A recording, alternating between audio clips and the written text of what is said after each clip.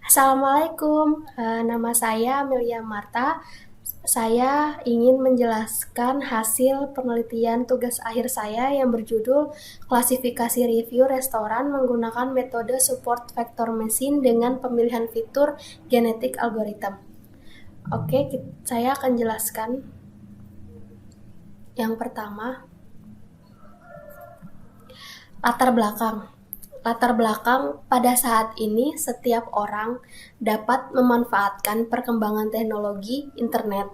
Penggunaan internet dimanfaatkan untuk menulis opini dan pengalaman masyarakat mengenai makanan yang mereka coba melalui situs jejaring sosial yaitu Zomato. Nah, dengan adanya Zomato, konsumen dapat memberi review serta rating terhadap restoran tersebut. Namun, konsumen juga dapat membaca review serta rating terhadap restoran tersebut.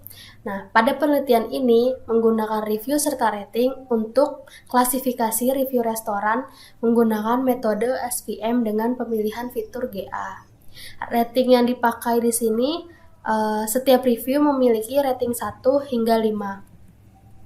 Tujuan pada penelitian ini adalah mengetahui hasil akurasi terbaik terhadap penggunaan metode klasifikasi support vector machine dengan metode pemilihan fitur yang digunakan.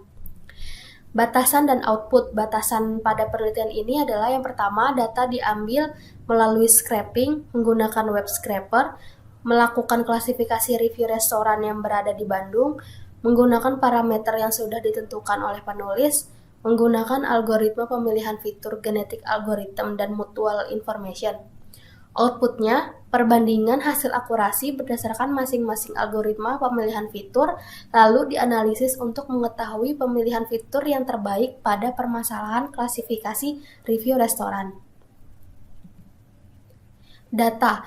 Pengambilan data menggunakan teknik scraping, sumber data dari Zomato Web, data berupa review atau ulasan restoran di daerah Bandung, data sebanyak 6.000 data yang sudah dilabelkan secara manual, dan data berisi rating yang digunakan 1 hingga 5. Jika rating yang diberi pengguna kurang dari 3, maka akan dilabelkan negatif. Namun jika rating yang diberi pengguna lebih dari 3, maka akan dilabelkan secara manual positif. Ini adalah contoh dari webnya, web Zomato yang terdapat total ulasan review dan rating yang diberi oleh customer tersebut. Dan ini adalah sistem klasifikasi review restoran. Yang pertama adalah mendapatkan datasetnya, dataset review restoran. Yang kedua melakukan pre-processing. Di sini pada penelitian ini menggunakan cache folding, stop removal, stemming, dan tokenizing. Lalu setelah itu metode ekstraksi fitur menggunakan n-gram, setelah itu pembobotan fitur TF-IDF, setelah itu pemilihan fitur menggunakan genetic algorithm dan mutual information, setelah itu metode klasifikasi menggunakan support vector machine, lalu menghasilkan suatu output yaitu biasanya menggunakan model evaluasi confusion matrix.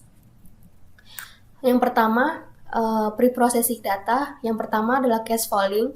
Cache folding adalah suatu proses mengubah huruf kapital menjadi huruf standar atau huruf kecil. Nah, proses ini biasanya dilakukan untuk bertujuan agar semua huruf dalam data itu menjadi seragam sehingga memudahkan pre-proses yang selanjutnya. Lalu stop removal. Stop removal itu suatu proses teks yang masih mengandung kata-kata yang dianggap tidak penting atau tidak memiliki pengaruh terhadap melakukan klasifikasi pada penelitian ini. Kata-kata tersebut dimasukkan ke dalam daftar stop word. Nah, apabila kata tersebut masuk ke dalam daftar stop word, maka kata tersebut tidak akan diproses ke selanjutnya. Namun sebaliknya, apabila kata tidak termasuk ke dalam daftar stop word, maka kata tersebut akan masuk ke proses berikutnya. Nah, seperti yang di layar adalah contohnya. Lalu setelah itu proses stemming. Proses stemming adalah suatu proses mencari kata dasar pada suatu kata. Nah, proses stemming ini dilakukan pada penelitian ini menggunakan aturan-aturan imbuhan, yaitu diantaranya imbuhan awalan atau prefix, sisipan atau infix, akhiran atau sufiks, dan gabungan konfiks. Ya, proses stemming ini dilakukan bertujuan untuk meningkatkan kualitas informasi yang didapat. Kualitas informasi yang dimaksud adalah untuk mendapatkan hubungan antara varian kata yang satu dengan yang lainnya. Lalu setelah itu tokenisasi. Tokenisasi itu adalah pada tahap tokenisasi dilakukan proses untuk membagi teks yang dapat berupa kalimat, paragraf, atau dokumen menjadi token-token atau bagian-bagian tertentu. Sebagai acuan pemisah antar token adalah spasi atau tanda baca. Selanjutnya ekstraksi fitur n-gram. Ekstraksi fitur n-gram adalah pada penelitian ini digunakan untuk mengambil potongan-potongan n karakter dari suatu kata atau kalimat sebanyak jumlah karakter pada kata tersebut. Nah, pada proses ini sistem akan mengambil sejumlah n karakter tersebut sebagai suatu term dan menghitung banyaknya kata yang muncul dan probabilitas dari n-gram karakter tersebut. Dan pada penelitian ini menggunakan unigram dan bigram, yaitu unigram itu menggunakan n sama dengan 2 karakter, sedangkan bigram menggunakan n sama dengan 2 karakter, sedangkan unigram menggunakan n sama dengan 1 karakter. Selanjutnya TF-IDF. Nah, TF-IDF ini adalah pada penelitian ini TF-IDF digunakan untuk memberi bobot untuk suatu kata berdasarkan frekuensi dokumen atau DF. Jika semakin banyak kata yang sering muncul, maka pada dokumen maka semakin sedikit penting kata itu dan bobotnya pun akan lebih sedikit. TF adalah term frekuensi, yaitu cara untuk mencari bobot dari sebuah dokumen. Di sini seperti yang di layar TF, TD itu artinya adalah frekuensi dari term T pada teks D. Sedangkan IDF inverse dokumen frekuensi, yaitu menghitung penyebaran term pada dokumen.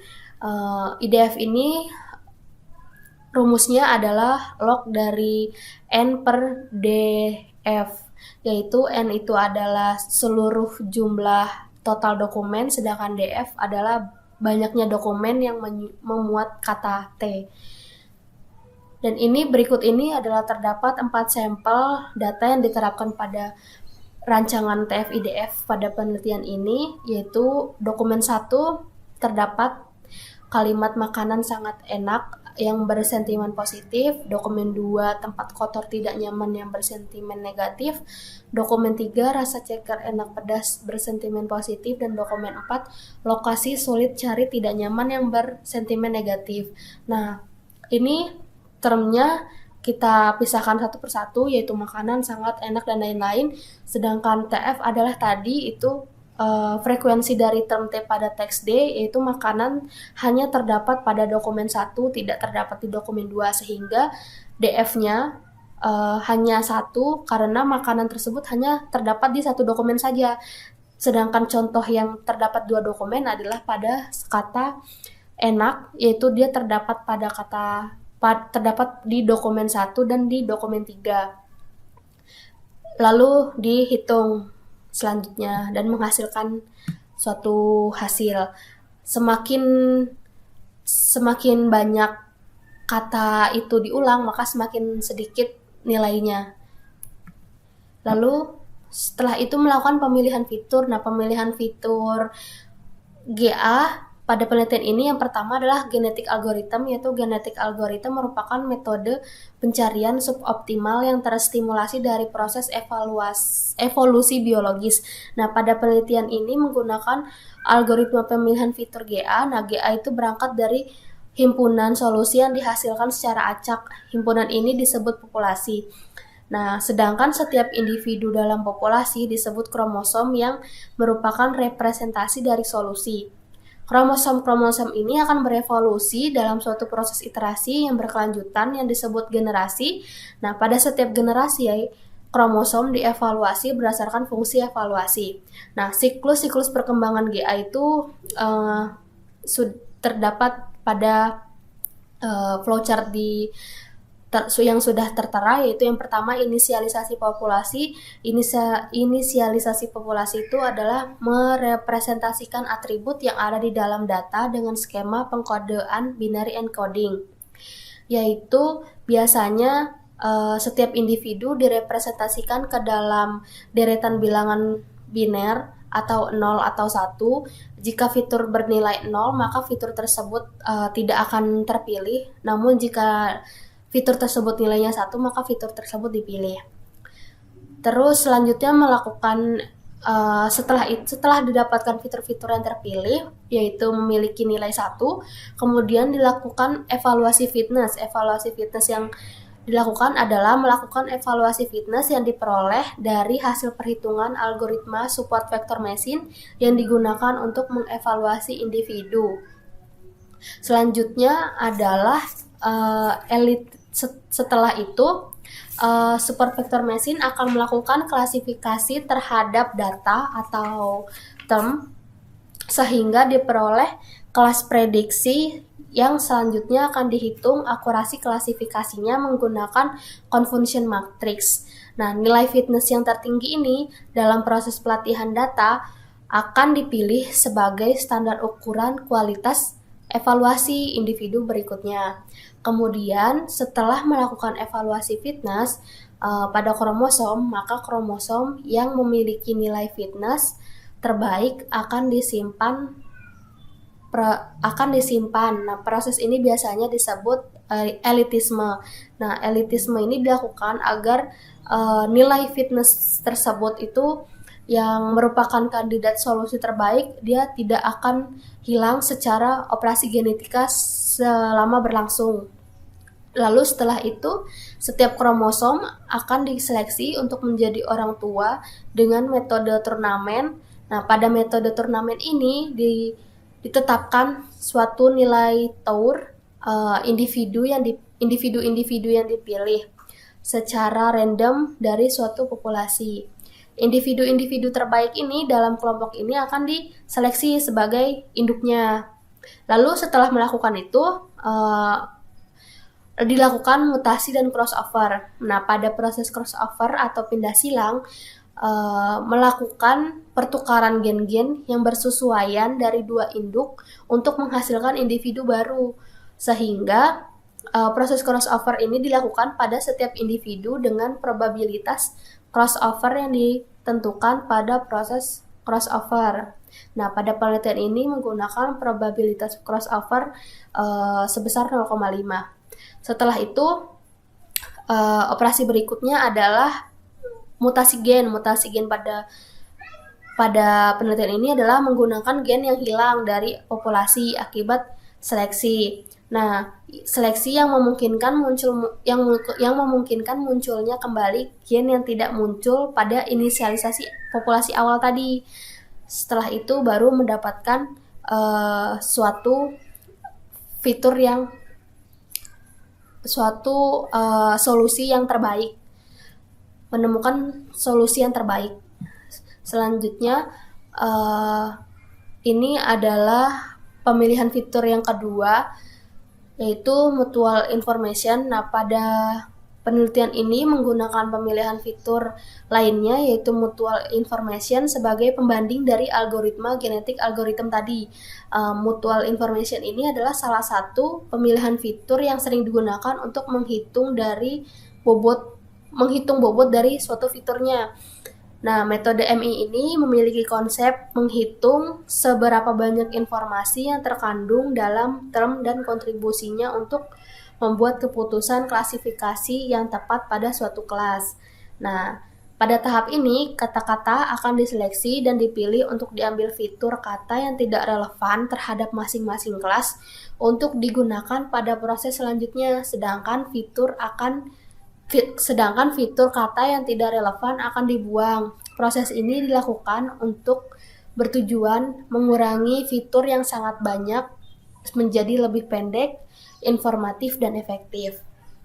Berdasarkan penelitian sebelumnya, Untuk memperoleh nilai MI itu dibutuhkan beberapa nilai pendukung, yaitu frekuensi term pada kelas A, frekuensi term lain pada kelas A, frekuensi term X di kelas lain selain A, frekuensi term selain X di kelas selain A, dan jumlah semua term yang ada setelah frekuensi dari term yang diperoleh. Tahap selanjutnya adalah menghitung nilai MI dari masing-masing term yang ada. Nah, jika kita lihat di sini terdapat rumus dari mutual information, yaitu berdasarkan persamaan tersebut, variabel U merupakan variabel acak dengan nilai ET sama dengan 1, itu adalah artinya mengandung term T, dan nilai ET sama dengan 0 artinya tidak mengandung term T. Sementara untuk C adalah variabel acak dengan nilai EC sama dengan 1, yang artinya kata berada di kelas C, dan EC sama dengan 0 berarti kata T tidak berada di kelas C, sehingga U merupakan nilai dari termnya sedangkan C merupakan dari kelasnya. Nah, setelah itu ini terdapat ilustrasi perhitungannya, yaitu contoh data, review, dan terdapat kelasnya, truth table-nya, dan ini perhitungan MI-nya sesuai dengan rumusnya. Lalu setelah selesai dihitung, semakin tinggi nilainya, maka semakin besar pengaruh dari fitur tersebut terhadap suatu kelas. Kemudian dari fitur-fitur dengan nilai yang tertinggi yang ada akan diambil sebagian untuk digunakan ke dalam proses fitur extraction. Setelah semua fitur dihitung nilainya untuk setiap kelas, maka akan dilakukan perhitungan nilai MI fitur tersebut untuk kelas lainnya. Setelah dihitung untuk semua fitur dengan semua kelas, akan dibandingkan dan akan disimpan nilai MI terbesar dari fitur tersebut ke dalam sebuah tabel. Nah, tabelnya tersebut sudah tertera, yaitu hasil perhitungan MI yang diurutkan dari yang terbesar hingga yang terkecil. Setelah itu menggunakan metode klasifikasi support vector machine. Nah, support vector machine ini adalah prinsipnya bekerja secara linear dan dikembangkan untuk dapat diterapkan pada masalah non-linear.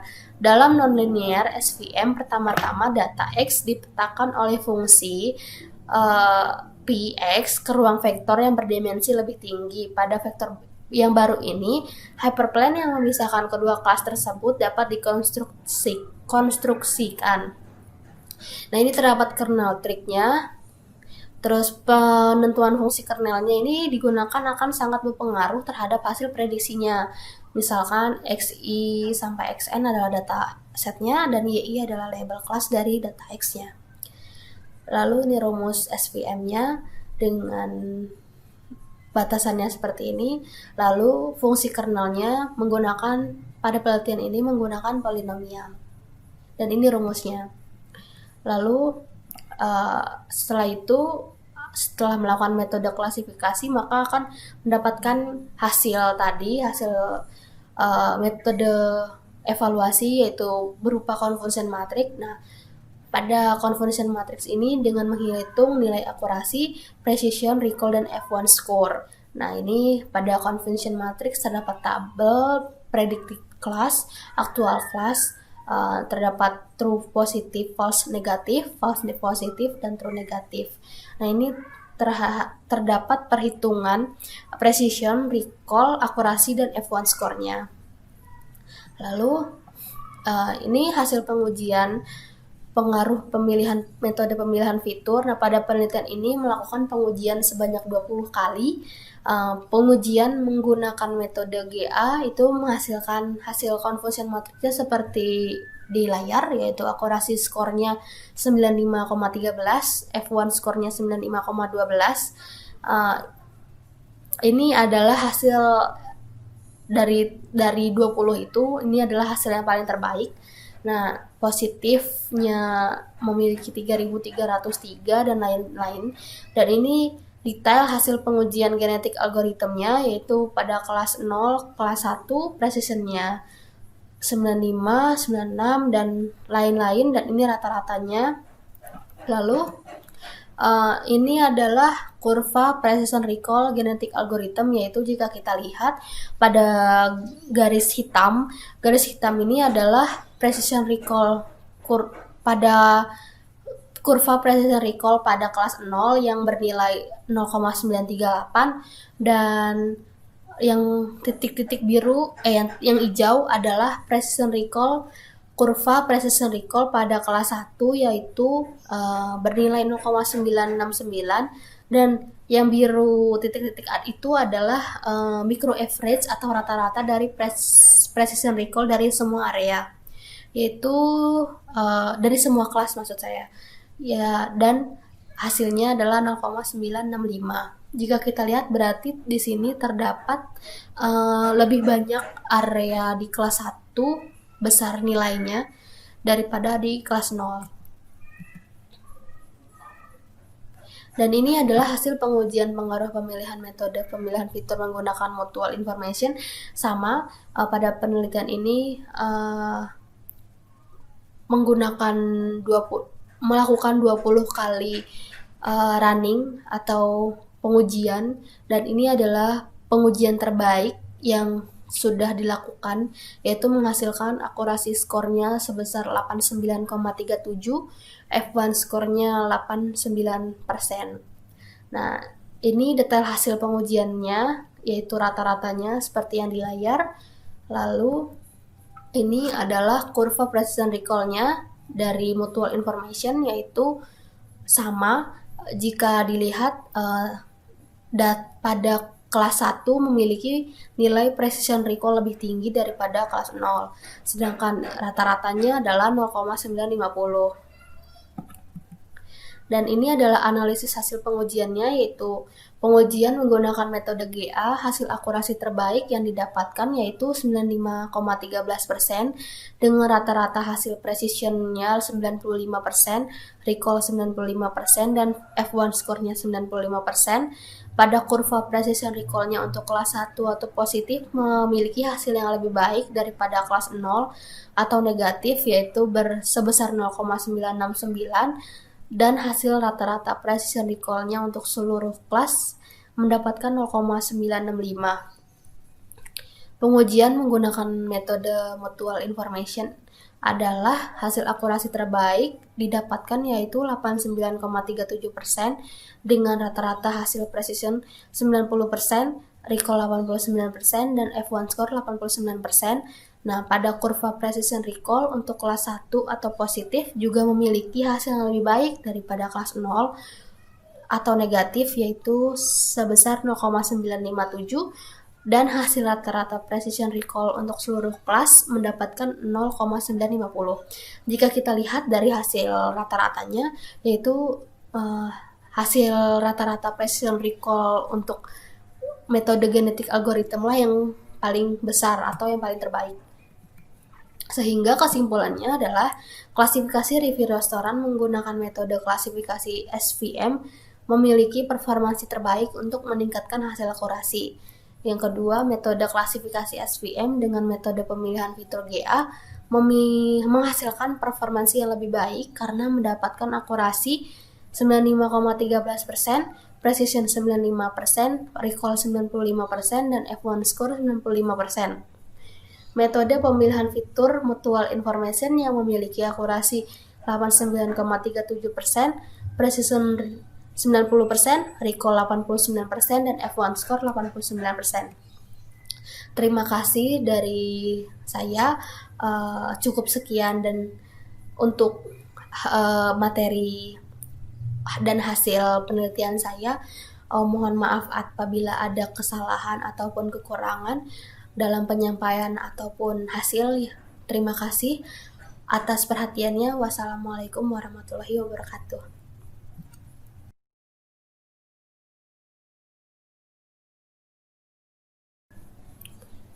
Halo, assalamualaikum. Nah, di sini aku ingin menjelaskan codingan atau demo program.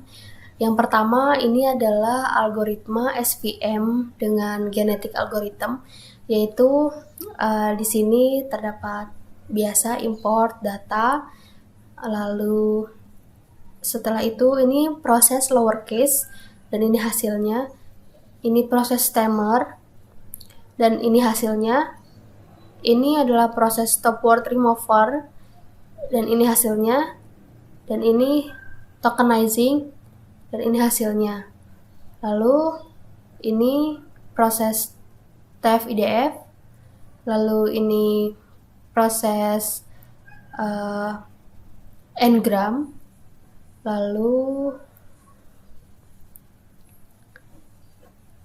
ini hasil n-gramnya, ini jumlah fitur keseluruhannya, dan ini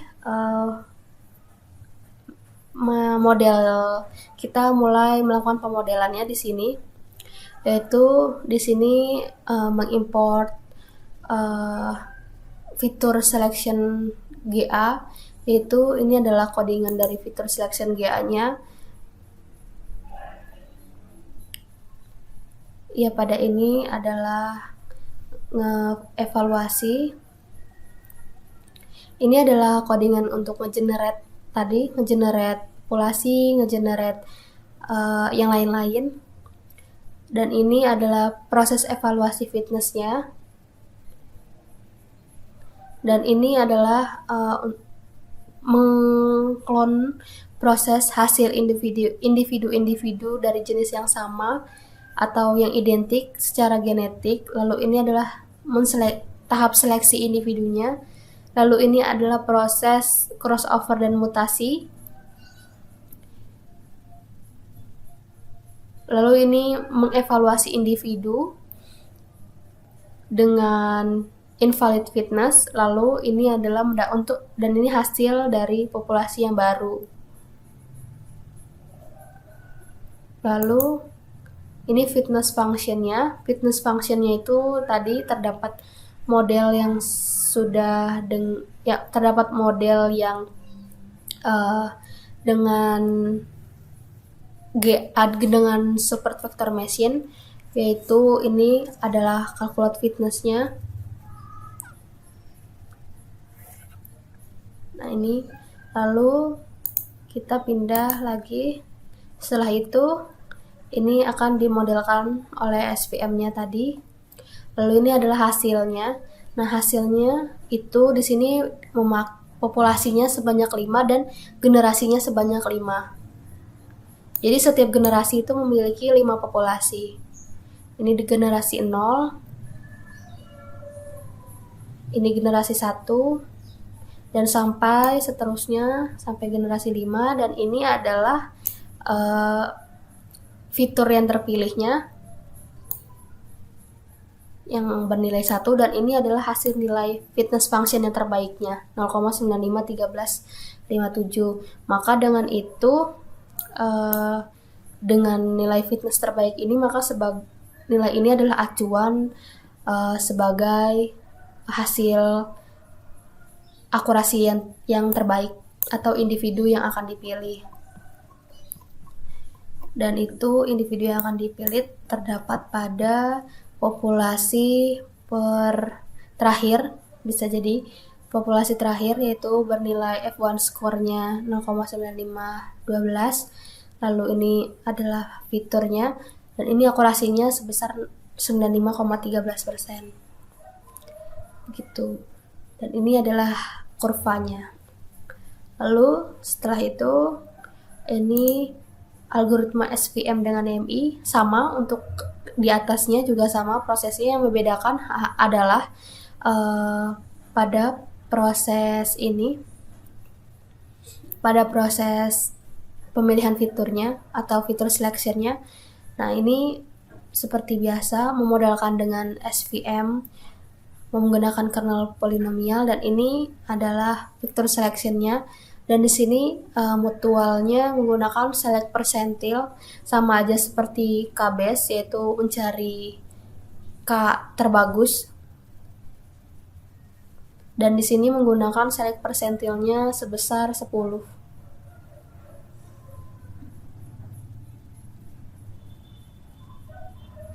Dan ini hasilnya.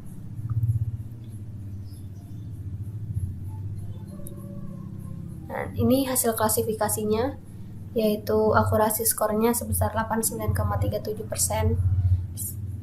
Lalu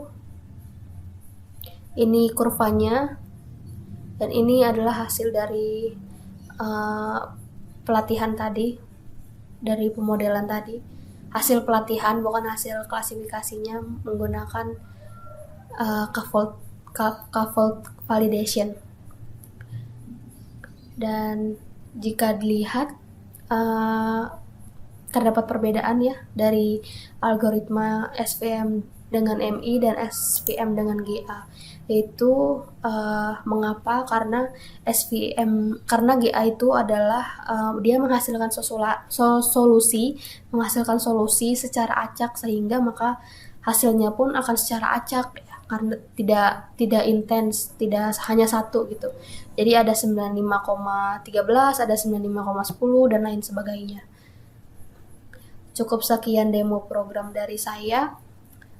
Wassalamualaikum warahmatullahi wabarakatuh.